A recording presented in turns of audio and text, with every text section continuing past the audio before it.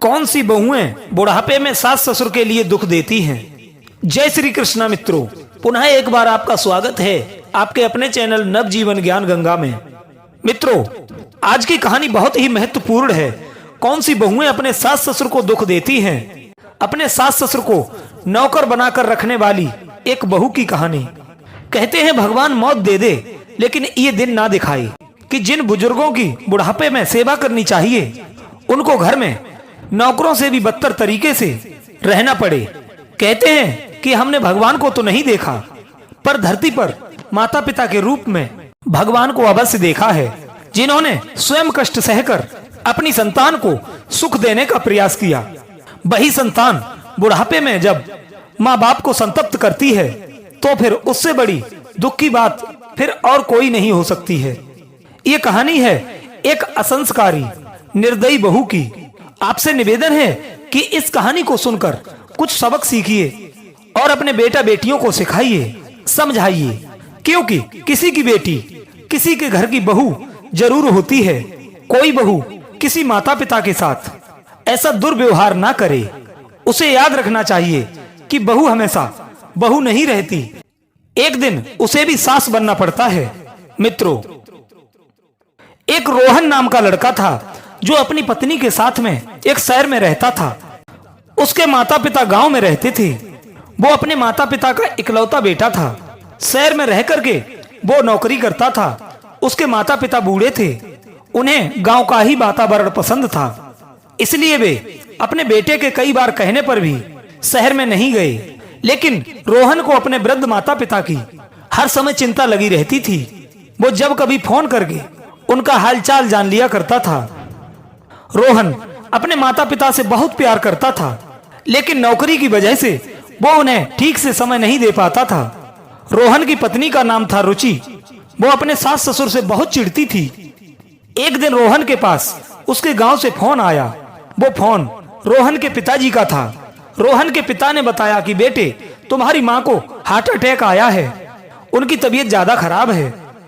पड़ोसी की मदद से मैंने उन्हें अस्पताल में भर्ती तो करा दिया है, लेकिन डॉक्टर ने उनके इलाज के लिए बहुत पैसे मांगे हैं। मेरे पास इतने पैसे नहीं हैं जो मैं पैसे जमा करके तुम्हारी माँ का इलाज करा सकूं। बेटा, मैं बहुत परेशान हूँ। पिता के मुख से माँ के बीमार होने की बात सुनकर रोहन बेचैन हो उठा। कहने लगा, पिताजी, माँ को हार्ट अटैक कैसे आ गया? क्या वो ठीक तो हैं? डॉक्टर ने क्या कहा, ठीक हो जाएंगी? पिताजी कहने लगे, बेटे, डॉक्टर ने 3 लाख रुपए का इंतजाम करने के लिए कहा है। तुम मुझे पैसे भिजवा दो ताकि मैं तुम्हारी माँ का इलाज ठीक से करा सकूं। रोहन कहने लगा, पिताजी, आप डॉक्टर से कहो कि वो माँ का इलाज ठीक से करें। मैं पैसे लेकर आपके पास पहुँच रहा हूँ। चिंता करने की कोई बात नहीं है, माँ जल्दी ही ठीक हो जाएगी। इतना कहने के बाद रोहन छुट्टी लेकर अपने घर पहुंचा और पत्नी से कहने लगा, देखो, मैं अर्जेंटली गांव जा रहा हूं। माँ की तबीयत बहुत खराब है, मुझे लौटने में कुछ दिन लग सकते हैं। रोहन की बात सुनकर पत्नी गुस्से से लाल हो गई। कहने लगी, तुम्हारी माँ को हार्ट अटैक अभी ही पड़ने के लिए रहा, मेरा सारा मूड खराब हो गया। तुम्हें पता है आज मेरी सहेली की शादी का सालगिरह है। उसने 5 स्टार होटल में पार्टी रखी है। हमें वहां पर पहुंचना बहुत जरूरी है। सुबह से मैं तैयार हो रही हूँ। मैंने सोचा था कि आपके आते ही हम दोनों पार्टी के लिए चलेंगे। तुम गाँव कहीं नहीं जाओगे। तुम्हारी माँ को देखने वाले वहां पर और भी लोग हैं। तुम्हें सिर्फ बस मेरे साथ चलना है। यदि मैं नहीं पहुंची तो मेरी सहेली बुरा मान जाएगी। रही तुम्हारी माँ की बात, तो तुम्हें इतनी चिंता करने की क्या आवश्यकता है? बुढ़ापे में ऐसी बीमारियां तो लगी ही रहती हैं। रुचि अपने पति का हाथ पकड़कर उसे पार्टी में चलने के लिए मना रही थी। रोहन ने एकदम से अपनी पत्नी का हाथ झटक कर कहने लगा, तुम्हारा दिमाग खराब है। मैं गांव कोई पार्टी मनाने के लिए नहीं जा रहा हूँ। मेरी माँ की हालत ठीक नहीं है। वो इस समय गंभीर हालत में है, अस्पताल में है, और ऐसे समय पर तुम्हें सहेली के घर पार्टी सूझ रही है। तुम नहीं जाना चाहती हो तो मत जाओ, लेकिन मैं अपनी माँ के पास जरूर जाऊंगा। इतना कहने के बाद रोहन ने दिल्ली से फ्लाइट पकड़ी और गांव पहुंच गया। वहां के नजदीक शहर के अस्पताल में रोहन की मां भर्ती थी। वो रिक्शा पकड़कर सीधा अस्पताल में पहुंचा। उसके पिताजी बाहर एक चेयर पर बैठे हुए थे। उसने दौड़कर अपने पापा को गले लगाया रोहन के पापा रोहन को देख करके रो पड़े और बोले, बेटा तू आ गया, देखो ना तुम्हारी माँ की हालत कैसी है। बेटा कहने लगा, पिताजी आप चिंता ना करो, अब मैं आ गया हूँ, अब माँ को कुछ नहीं होने दूंगा। आप बस आराम से यहाँ बैठिए और भगवान से प्रार्थना कीजिए कि माँ जल्दी स्वस्थ हो जाए। उसके बाद रोहन डॉक्टर से मिला और बोला, डॉक्टर साहब आप पैसों की चिंता मत करना, मेरी माँ के इलाज में कोई कमी नहीं रहनी चाहिए, आप मेरी माँ को बचा लीजिए। डॉक्टर ने भी दिलासा दिया कि आप धैर्य रखिए, हम आपकी माँ को बचाने का पूरा प्रयास करेंगे। इस प्रकार डॉक्टर ने रोहन की माँ का इलाज शुरू कर दिया। कुछ ही दिनों में रोहन की माँ की हालत में सुधार हो गया। रोहन कई दिनों तक वहां रुककर माँ की सेवा करता रहा। जब उसकी माँ की तबीयत पूरी तरीके से ठीक हो गई तो रोहन उन्हें घर ले आया। इधर रोहन के ऑफिस से फोन पर फोन आ रहे थे कि वो शीघ्र आकर अपने काम को संभाले। पिता कहने लगे, बेटा अब तुम्हारी माँ पूरी तरीके से ठीक है, अब तुम शहर वापस चले जाओ, काम का प्रेशर बहुत ज्यादा है, तुम्हारा वहां पहुंचना बहुत जरूरी है। रोहन कहने लगा, हाँ पिताजी मैं जा रहा हूँ। इतना कहने के बाद रोहन ने 2 बैग उठा लिए। पिता कहने लगे, बेटा तुम 2 बैग हाथ में क्यों पकड़े हो, क्या कोई साग सब्जी लेकर के जाओगे? तब रोहन कहने लगा, पिताजी इन बैगों में कोई सब्जी नहीं है, बल्कि आपके और माँ के कपड़े हैं। आप दोनों ही मेरे साथ शहर चल रहे हो और वहीं पर हमारे साथ रहोगे, वहां मैं आप दोनों की अच्छे से देखभाल करता रहूंगा। पिता कहने लगे, नहीं बेटे तुम हमारी चिंता ना करो, हम दोनों यही ठीक हैं, बस जब कभी तुम हमारा हाल जानते रहना। तुम तो जानते ही हो कि बहू हम दोनों को ज्यादा पसंद नहीं करती, हम नहीं चाहते कि हमारी वजह से तुम दोनों में किसी तरह का विवाद हो। इतना कहते कहते पिता की आंखें भर आईं। रोहन ने अपने पिता के आंसू पोंछते हुए कहा, पिताजी आप उसकी चिंता मत करिए, मैं सब संभाल लूंगा, तुम्हें मेरे साथ अभी शहर चलना होगा, मैं तुम दोनों को इस अवस्था में अकेला नहीं छोड़ सकता। लोग देखेंगे तो क्या कहेंगे? कहेंगे बेटा को अपने माँ बाप की बिल्कुल भी परवाह नहीं है, बुढ़ापे में 2 माँ बाप को नहीं खिला पाया, फिर उनकी छोड़ो, मेरा भी तो कुछ दायित्व बनता है, मैं आपकी सेवा करके कुछ तो ऋण चुका दूं। अब आपका कोई बहाना नहीं चलेगा, मैंने कह दिया तो कह दिया, तुम्हें मेरे साथ चलना ही होगा। दर्शक बंधुओं, इस प्रकार रोहन अपने माता पिता को अपने साथ शहर बुला करके ले गया। उधर रुचि ने देखा कि रोहन अपने साथ अपने बूढ़े माँ बाप को ले आया है तो उसका आधा खून जल गया। वो अपने पति रोहन पर गुस्से से सुलगने लगी। इधर रोहन के माता पिता बड़े हिचकते हुए अपने बेटे के घर में दाखिल हुए। रोहन ने माँ और पिताजी को कहा कि तुम क्यों सकुचा रहे हो, ये आपका ही तो घर है, बेझिझक होकर इस घर में रहिए, तुम्हें यहाँ कोई परेशानी नहीं होगी। बेटे का प्यार देखकर माँ बाप ने उसे गले से लगा लिया। रोहन ने उन्हें कमरा बता दिया और उन्हें कमरे में ठहरा कर उनके लिए चाय नाश्ता का इंतजाम करवाने बाहर आया और अपनी पत्नी को आवाज लगाई। रुचि गुस्से से तड़फनाती हुई आई और रोहन का हाथ पकड़कर उसे कमरे में खींच कर ले गई और कहने लगी, रोहन तुम्हारा दिमाग खराब हो गया है, किसने बोला था इन गंवार बुढ़े बुढ़िया को यहाँ लाने के लिए? रोहन कहने लगा, खबरदार, जो तुमने मेरे माँ बाप को गंवार कहा तो माँ बाप बेटे के लिए भगवान होते हैं, इसमें पढ़ा लिखा और गंवार कुछ नहीं होता। तुम्हें उनकी चिंता करने की कोई जरूरत नहीं है, उनकी चिंता करने के लिए मैं अकेला ही काफी हूँ। और हाँ, एक बात का ध्यान रहे, तुम्हारी वजह से उन्हें कोई तकलीफ नहीं होनी चाहिए, अन्यथा तुम्हारे साथ भी अच्छा नहीं होगा। मित्रों, रोहन ने अपने माँ बाप की सेवा के लिए एक नौकरानी लगा दी। अब तो रोहन के माता पिता रोहन के साथ रहकर बहुत खुश रहने लगे, लेकिन रोहन की पत्नी ये सब देख देख कर बहुत नाराज रहने लगी। वो कुछ ना कुछ अनाप शनाप बोलती रहती थी। एक दिन की बात, रोहन को किसी काम के सिलसिले में कुछ दिनों के लिए बाहर जाना था। उसने अपनी नौकरानी को अच्छे तरीके से समझा दिया कि मेरे जाने के बाद मेरे माँ बाप को कोई तकलीफ नहीं होनी चाहिए। इतना कहने के बाद रोहन तो चला गया, लेकिन उसके जाने के बाद उसकी पत्नी रुचि अपने सास ससुर पर बड़बड़ाती रहती थी। एक दिन वो बोली, अरे गवारो, तुम मुंह उठाकर यहाँ चले तो आए, तुम्हें मालूम है कि शहर का खर्चा कितना होता है, वैसे भी हर चीज पर महंगाई है, और तुम दोनों ने यहाँ आकर के इस घर को दवाई खाना बना करके रख दिया है। न खाने का तमीज है, न पहनने का, दिन रात खांस खांस कर घर भरे रहते हो, सारी नींद हराम हो गई है, तुम्हें मौत भी तो नहीं आती, जाने कब मेरे घर को छोड़कर जाओगे। बहू की ये बिस भरी बातें दोनों चुपचाप सुनते और सहन कर लेते। इधर रोहन की पत्नी ने नौकरानी की भी छुट्टी कर दी।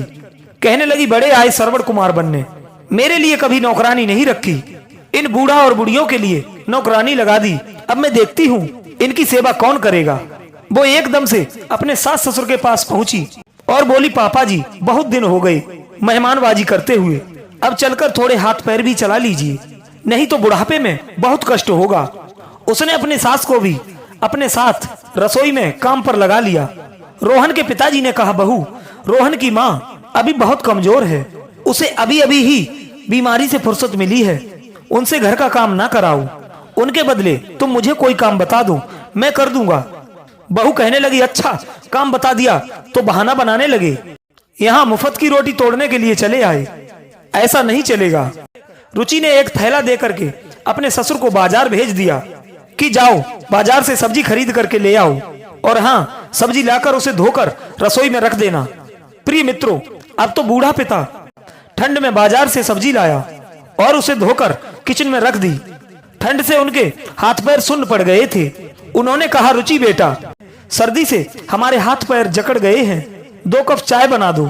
चाय की बात सुनते ही बहू एकदम से तनफना कर कहने लगी, अच्छा तो मैं तुम्हारी नौकरानी हूँ जो तुम मुझे चाय बनाने का आदेश दे रहे हो। मैं इस घर की मालकिन हूँ, तुम्हारी नौकर नहीं हूँ। सब्जी ले आए तो इसमें तुमने कोई एहसान नहीं कर दिया, यहाँ रहोगे तो सारा काम करना ही पड़ेगा, खुद चाय बनाकर पी लो। बूढ़े पिता ने बहू से कोई भी पलटकर जवाब नहीं दिया और 2 कप चाय बनाई। 1 कप चाय अपनी पत्नी को ले जा करके दे दी। यह देख करके रोहन की माँ की आंखों में आंसू आ गए। थोड़ी देर में बहू ने उन्हें फिर आवाज लगाई कि चाय तो बना ले गए, अब ये कप और केतली क्या मैं धो करके रखूंगी? चुपचाप धो करके बर्तनों में रख दो। रोहन के पिता ने कप और केतली भी धो करके रख दी। अब तो दोपहर हो आया था, भूख लगी तो खाना लेने के लिए रसोई में गए, लेकिन ये क्या, बहू ने तो आज खाना ही नहीं बनाया था। जैसे तैसे बूढ़े पिता ने खुद खाना बनाया और रोहन की माँ को खिलाया। उसके बाद उन्होंने दवाइयां ली। इधर बहू अपने कमरे से निकल कर आई और अपनी सास को डांटते हुए बोली, आप लोगों को जरा भी तमीज नहीं है, देखो रसोई का क्या हाल कर दिया है, रहोगे गवार के गवार ही। पूरी रसोई में बर्तन और सब्जी फैली हुई है, मुझे पूरी रसोई अभी की अभी साफ चाहिए। पिता कहने लगे, बेटा तुम चिल्लाओ मत, मैं रसोई साफ कर दूंगा। मित्रों, बूढ़े पिता ने धीरे धीरे सारे बर्तन साफ कर दिए। दोपहर का कुछ खाना बच गया था, उसी से शाम का काम चला लिया। रोहन फोन करके उनका हाल पूछता रहता था, तो वे बहू की कोई भी बात उसे नहीं बताते थे। सोचते थे कि हमारी वजह से बहू बेटे में झगड़ा ना हो। एक दिन बहू ने ससुर से फिर सब्जी मंगाई। रास्ते में ठंड से हाथ पैर सुन्न हो गए। बूढ़े पिता ने एक दुकान पर जाकर के 10 रुपए की चाय पी। बहू ने देखा कि जो पैसे उसने दिए थे उनमें से 10 रुपए कम हैं, तो वो उनसे पूछकर भला बुरा कहने लगी कि 10 रुपए कहाँ हैं, क्या चुरा कर रख लिए? पिता ने सारी बात बताई। हे बहू रानी, हमने 10 रुपए की चाय पी ली है, ठंड से हाथ जकड़ गए थे। बहू कहने लगी, अच्छा घर आकर पी लेते तो क्या हाथ पैर टूट जाते? एक तो हमारे सिर पर आकर बैठ गए हो, ऊपर से उल्टी सीधी हरकतें। बहू की बातें सुनकर दोनों की आंखें नम हो गईं। इस तरह रोज रोहन की पत्नी रुचि अपने सास ससुर पर जुल्म ढाती थी। वे बेचारे चुपचाप उसे सहन करते रहते थे। बूढ़ा पिता घर का सारा काम करके स्वयं और अपनी पत्नी को रोटी खिलाता था। एक दिन रुचि की सहेली घर पर आई। सहेली की नजर उसके सास ससुर पर ना पड़े, इसलिए वो उसे चुपचाप अपने कमरे में ले गई। इधर उसके ससुर को घी नहीं मिल रहा था, तो वे पूछने के लिए उसके कमरे में चले गए। यह देखकर रुचि का खून खौल गया। चिल्लाकर बोली, कितनी बार कहा है कि मेरे कमरे में मत आया करो, समझ में नहीं आता क्या? पिता कहने लगे, बेटी मैं तो घी पूछने आया था, मुझे मिल नहीं रहा है। रुचि की सहेली पूछने लगी, बहन ये बुजुर्ग आदमी कौन है जिस पर तुम इतना झल्ला रही हो? पहले तो कभी नजर नहीं आए। रुचि कहने लगी, सहेली ये मेरा नया नौकर है, अभी अभी काम पर लगा है, तो इसे सामान कहाँ रखा है ठीक से पता नहीं है, इसलिए पूछने आया था। बहू के मुख से ये सुनकर बूढ़े का हृदय फट गया और उनकी आंखें भर आईं। बहू कहने लगी, देखो मेरी सहेली काफी दिनों के बाद मेरे घर पर आई है, जल्दी जल्दी जाओ और 2 कप कॉफी बना करके पहुंचा दो। पिता ने चुपचाप कॉफी बनाई और उन्हें पहुंचा दी। कॉफी पीकर वो एकदम से उन पर चिल्ला पड़ी। बूढ़ा सटिया गया है, कॉफी भी ठीक से नहीं बनानी आती, सारा मुंह का टेस्ट खराब हो गया। प्रिय दर्शकों, थोड़ी देर बाद रुचि अपने सहेली के साथ बाहर घूमने के लिए जाने लगी और अपने ससुर से बोली, मैं थोड़ी देर में लौटूंगी, घर की सफाई अच्छे से कर देना और सारे बर्तन धोकर किचन में लगा देना। इतना कहने के बाद वो चली गई। बूढ़ा पिता घर की सफाई में जुट गया, पूरे घर में पोछा लगाकर बर्तन साफ कर रहे थे। उसी समय रोहन आ जाता है, आवाज लगाता है, माँ और बाबूजी आप दोनों कहाँ हो? देखो मैं आ गया हूँ और तुम्हारे लिए नए नए कपड़े लाया हूँ। रोहन ने अपने पिता को घर की साफ सफाई करते और बर्तन धोते देखा तो पैरों के तले धरती खिसक गई। उसकी आंखें भर आईं, हाथों से थैला छूटकर नीचे गिर पड़ा। उसकी माँ ने रोते रोते सारी बात बता दी। रोहन को ये देखकर कुछ भी समझ में नहीं आ रहा था कि मैं क्या करूं। इतने में उसकी पत्नी भी आ जाती है। रोहन को देखकर वो चौंक पड़ी, पूछने लगी, अरे तुम तो बोल रहे थे कि मैं 2 दिन बाद आऊंगा, तुम तो अभी आ गए। इतना कहने के बाद वो रोहन के पास आई। रोहन ने जोरदार तमाचा उसके गाल में जड़ दिया। कहने लगा, हे दुष्टा, तेरी इतनी हिम्मत कि तूने मेरे माँ बाप को मेरे ना होने पर नौकरों की तरह रखा। मुझे लगा था कि तुम माँ और बाबूजी को अपने माँ बाप की तरह ही समझने लगोगी, लेकिन तुम तो बिल्कुल ही नहीं बदली। ये घर तुम दहेज में लेकर के नहीं आई थी। जितना अधिकार मेरे ऊपर तुम्हारा है उससे कई गुना ज्यादा मेरे माँ बाप का है। आज से तुम्हारे लिए मेरे घर में कोई स्थान नहीं है। तुम अपना सामान बांधो और यहाँ से निकल जाओ। ये घर मेरे माँ और बाबूजी का है। मैं अपने माँ बाप के साथ इस घर में अकेला रहूंगा। रोहन की बात सुनकर रुचि उसके पैरों में गिरकर गिड़गिड़ाने लगी और माफी मांगने लगी। रोहन ने उसे माफ नहीं किया, बल्कि उसका हाथ पकड़कर उसे घर से बाहर निकाल दिया। दर्शक बंधुओं, कहानी का तात्पर्य ये है कि बहुओं को अपने सास ससुर के साथ ऐसा नहीं करना चाहिए। आने वाले कल में आप भी सास बनकर बहुओं के साथ में रहोगी, तब तुम्हारी भी यही दशा होगी, क्योंकि बदला तो देना ही पड़ता है। यही यहाँ का नियम है। जो बेटियां माँ बाप के घर से ही उद्दंड रहती हैं, वही अक्सर ससुराल में ऐसा काम करती हैं। माँ बाप को चाहिए कि बेटियों को संस्कारों से जोड़कर उनके कर्तव्य उन्हें भली बात समझाएं, नहीं तो इसी तरह से घर उजड़ते रहेंगे और कोर्ट कचहरी के चक्कर लगते रहेंगे। ना जाने कितने निर्दोष सास ससुर बहुओं का जुल्म सहकर मर जाएंगे। बहुत सी जगह सास ससुर की ओर से भी बहुओं पर भी जुल्म किया जाता है। उन्हें भी समझने की जरूरत है कि बहू बेटी का रूप होती है। सम्मान कराना है तो प्यार जताना सीखो, तभी सम्मान मिलेगा।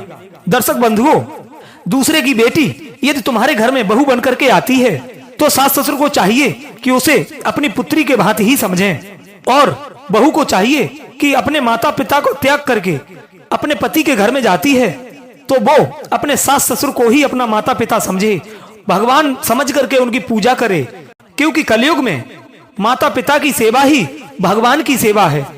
दर्शक बंधुओं, मैं उम्मीद करता हूँ ये कहानी आपको पसंद आई होगी, तो अपनी कीमती राय कमेंट बॉक्स के माध्यम से अवश्य दीजिए। मिलते हैं एक और अगली वीडियो में एक नई ज्ञान चर्चा के साथ।